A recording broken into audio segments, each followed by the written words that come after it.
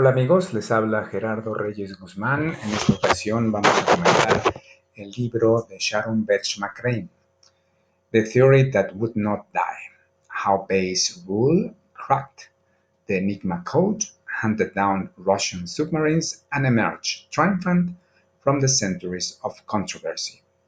El libro fue publicado por Yale University Press en 2011 y consta de 336 páginas. Sharon Birch-McCrae, articulista de la Enciclopedia Británica en temas de física, nos ofrece un libro que ilustra un debate académico y resulta imprescindible para quienes utilizan métodos cuantitativos en la investigación. El libro The Theory That Would Not Die no solo documenta la larga lucha entre estadísticos empíricos y bayesianos, sino que rescata la relevancia de la estadística bayesiana y la posiciona como piedra angular en la estadística moderna, desde su inclusión en la evolución de las computadoras en el siglo XX hasta su preponderancia en el desarrollo de la inteligencia artificial en el siglo XXI. La obra de Birch está dividida en 5 apartados: la ilustración y la reacción bayesiana, la Segunda Guerra Mundial, un renacer glorioso, demostrando su valor, y la victoria. Además, agrega un epílogo. En el primer apartado, Birch atribuye el descubrimiento de la regla de Bayes al presbítero Thomas Bayes, alrededor del año de 1740. De ahí el nombre.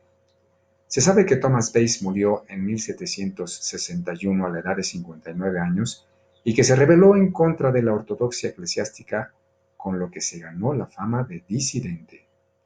Bayes se interesó por estudiar la relación causa-efecto, lo cual le llevó a asociar fenómenos repetitivos observados en el pasado para predecir la probabilidad de que ocurrieran nuevamente en el futuro. La probabilidad fue cimentando el pensamiento científico. David Hume retó a la ortodoxia cristiana afirmando que no podíamos derivar certezas de meras creencias, testimonios o relaciones causa-efecto convencionales. En lo único en lo que se podía confiar era en lo que aprendíamos de la experiencia.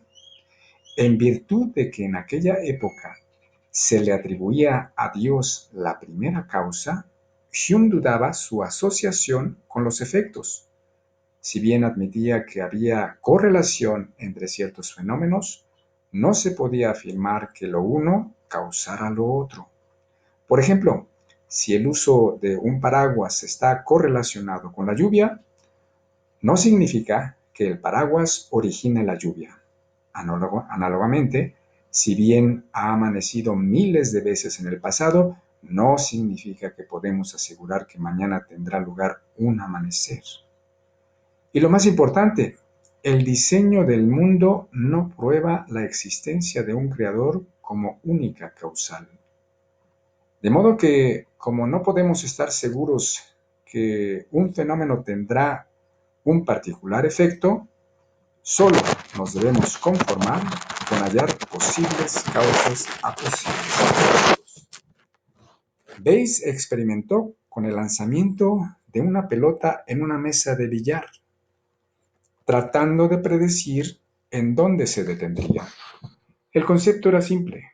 Nuestra opinión sobre algún fenómeno se basa en información previa.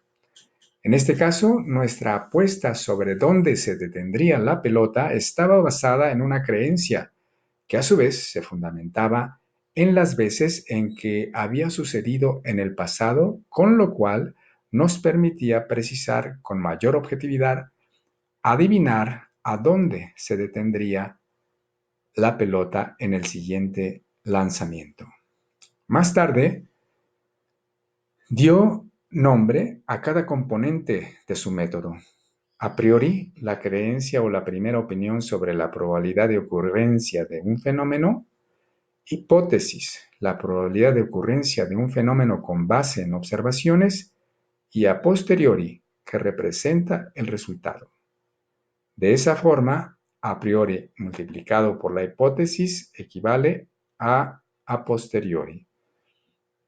El haber basado su postulado en ese experimento levantó varias críticas por parte de los matemáticos, quienes lo tacharon de subjetivo.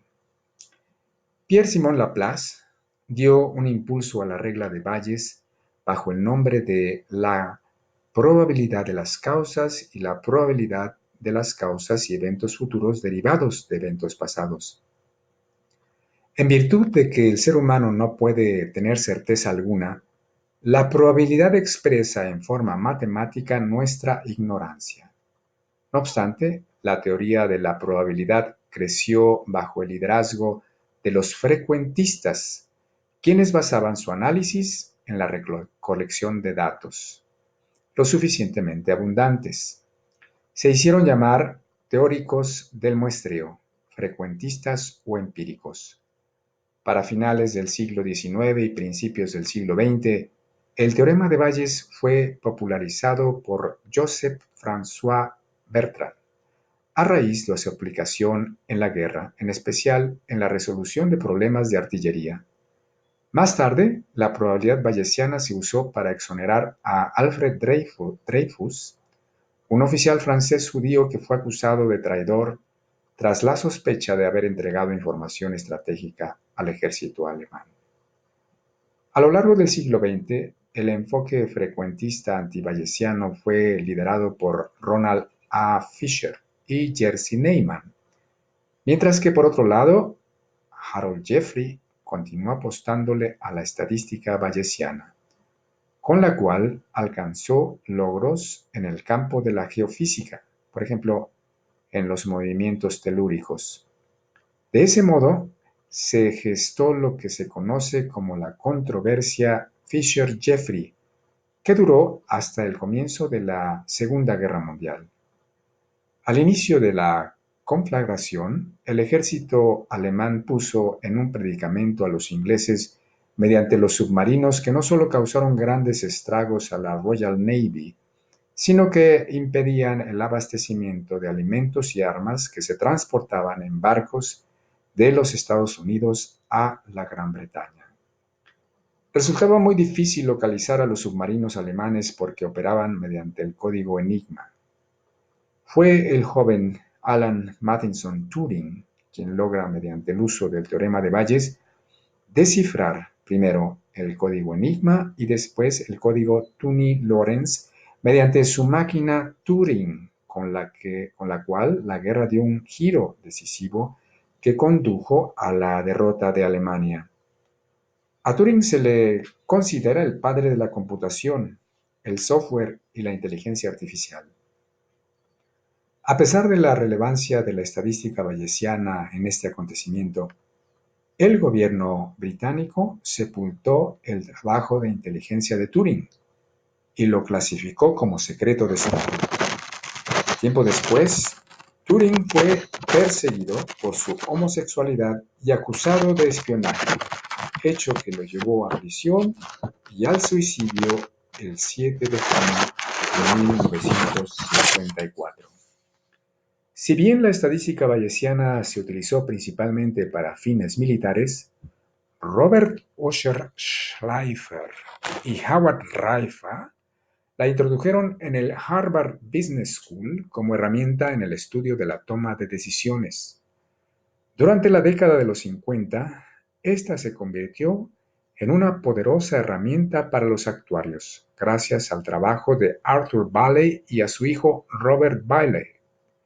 Principalmente fueron las aseguradoras quienes se beneficiaron disminuyendo las pérdidas a causa del creciente número de accidentes automovilísticos.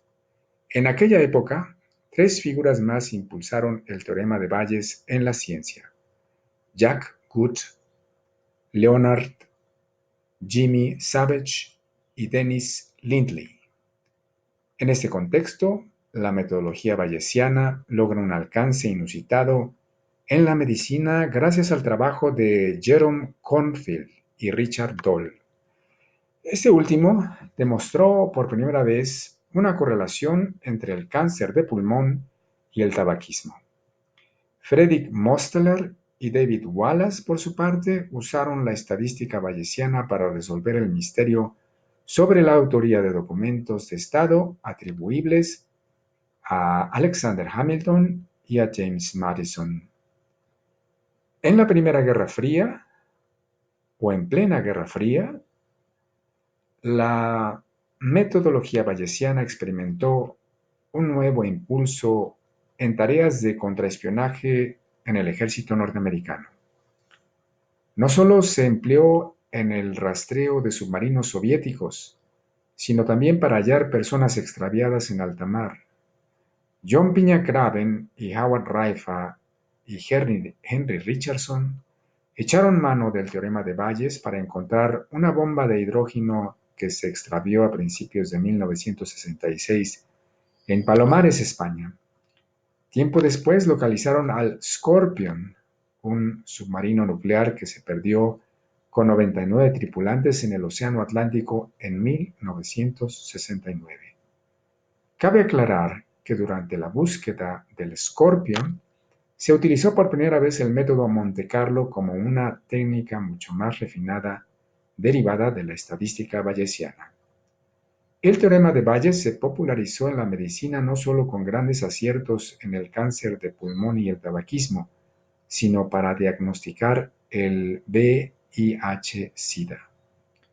Adrian Rafferty lo usó incluso para estudiar las causas de las explosiones de polvo de carbón en las minas británicas entre 1880 y 1890. Pero sin duda, su más sólido crecimiento se dio en el campo de la programación, computación, a través del método Monte Carlo y la cadena de Markov, como formas alternativas para procesar bases de datos.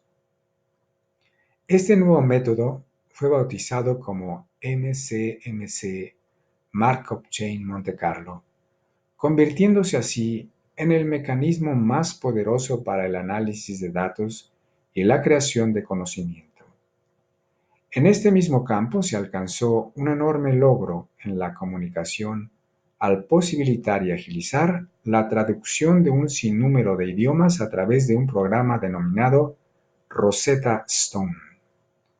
Al final del libro, Sharon Birch ofrece al lector una serie de ejercicios que le permiten familiarizarse con el teorema de Bayes.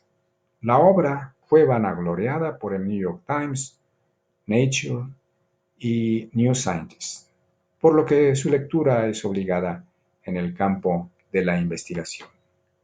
Muchas gracias. Si les gustó el video, denle un like. Hasta la próxima.